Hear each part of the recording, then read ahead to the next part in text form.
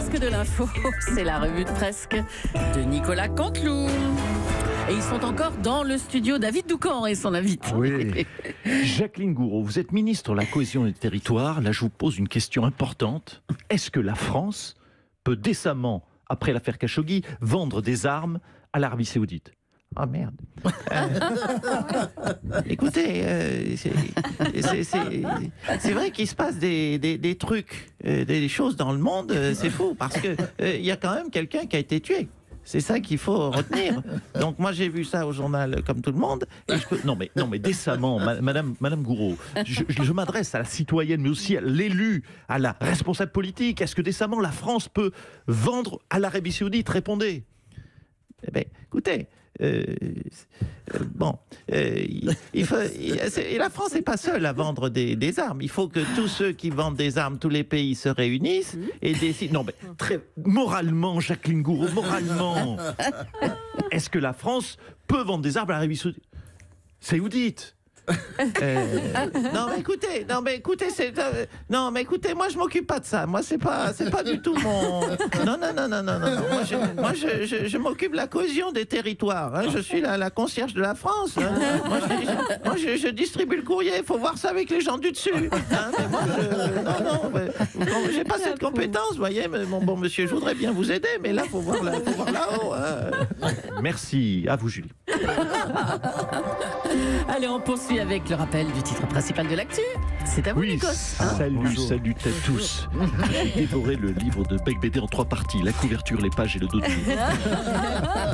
Le title surround du morning, ce n'est pas le nucléaire qui continue, ce n'est pas la violence dans les écoles, ce n'est pas la radicalisation en entreprise, non.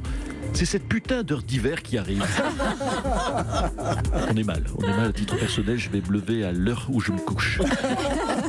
Ça va être horrible, en plus David Doucan vient de le dire, les horaires de nuit c'est mauvais pour la santé. Je dis chers auditeurs, on est foutus. Donc je vous le dis, toute sincérité, intimité, proximité, adieu. Avec tout ce me manquait à toi Julie.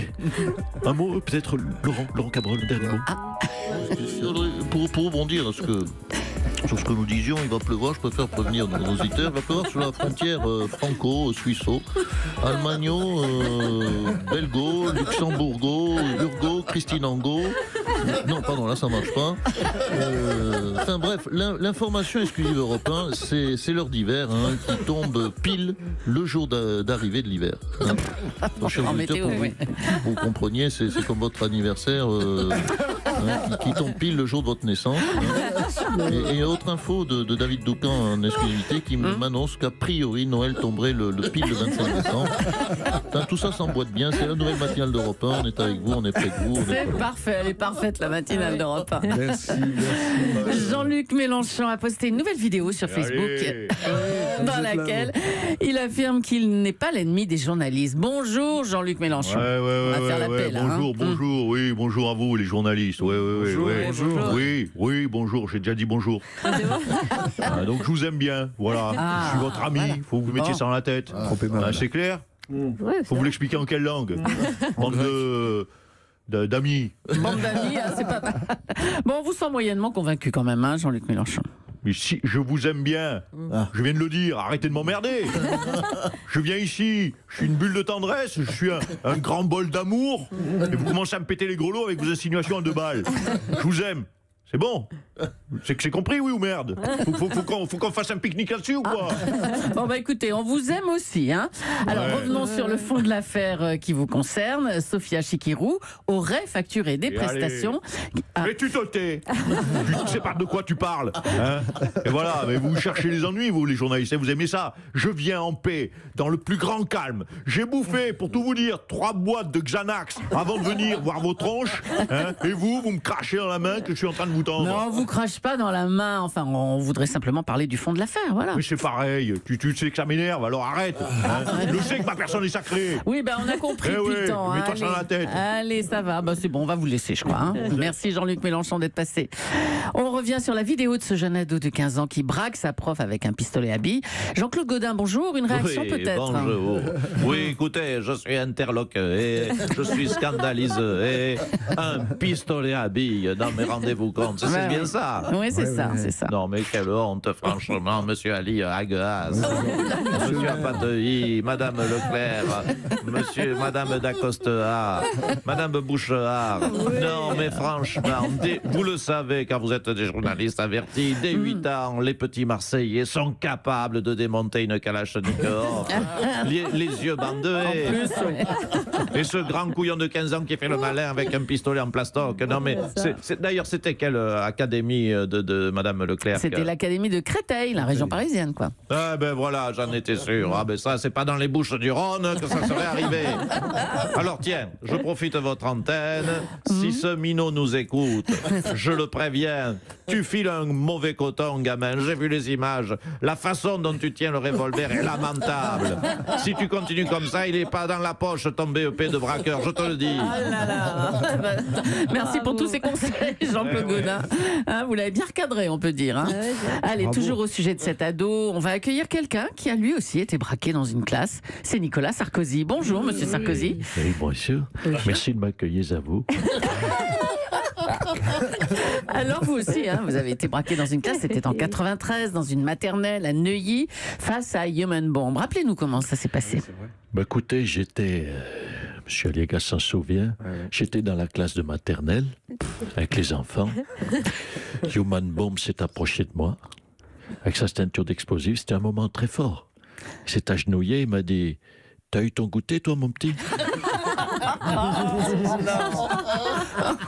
Et c'est là que j'ai compris, si vous voulez, qu'il ne voulait pas de mal réellement aux enfants et qu'il m'avait pris pour l'un d'entre eux.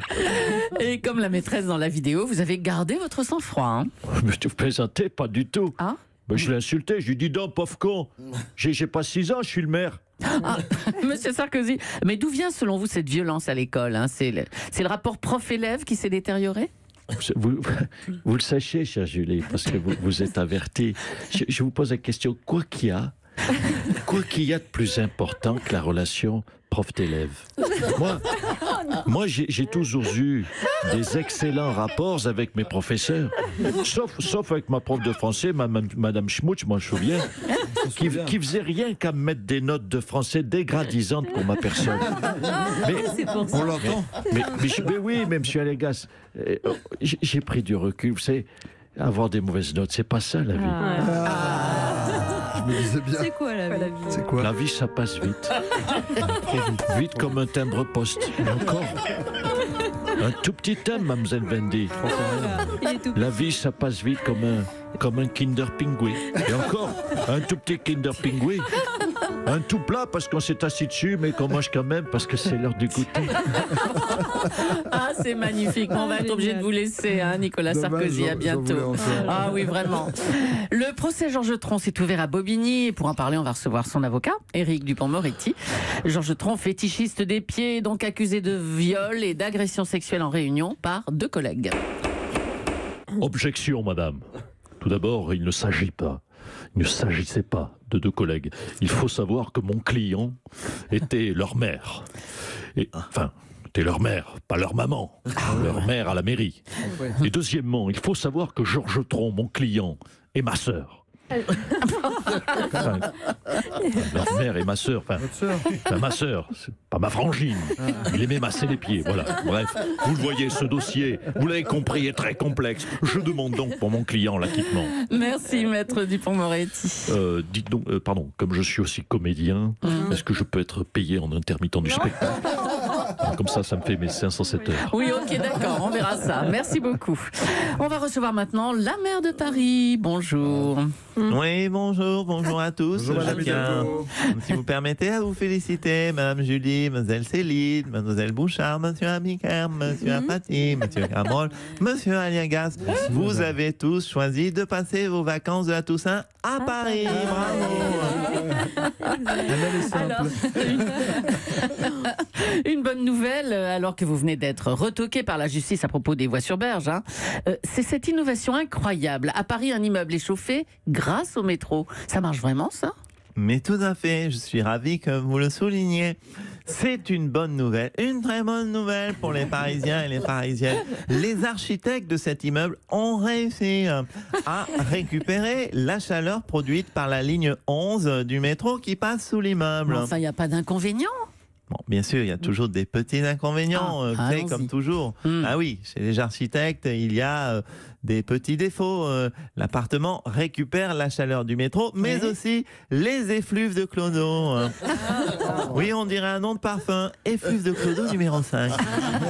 Donc, les effluves de Clodo et bien sûr aussi de rats décédés du métro, car on ne peut pas les séparer. Bon appétit. Alors bon, si vous êtes enrhumé et que vous avez le nez bouché, ce n'est pas un vrai problème. Mais comme il fait chaud dans l'appartement, vous ne serez jamais enrhumé. Eh ben voilà, la bonne nouvelle arrive. Merci Anne Hidalgo. Musique, on va revenir sur cette déclaration de Bernard Tapie. Il invite ceux qui critiquent l'album de Johnny à, je cite, fermer leur gueule. Philippe Manœuvre, bonjour. Salut July, salut la bande du morning. J'ai envie de dire à notre nanar national, on t'adore, on t'aime nanar, on te souhaite le meilleur, mais petite précision, c'est pas Johnny qu'on critique, c'est Maxime Nucci, le mec qui a écrit cette bouse. Oh là là, écoute ça, on dirait les Forbans. Oh, tu fais chier Jean-Jacques Goldman, t'aurais pu sortir de ta retraite pour permettre à Johnny de réussir sa sortie, merde. Allez, on vous sort là, Philippe Manœuvre. À bientôt, au revoir.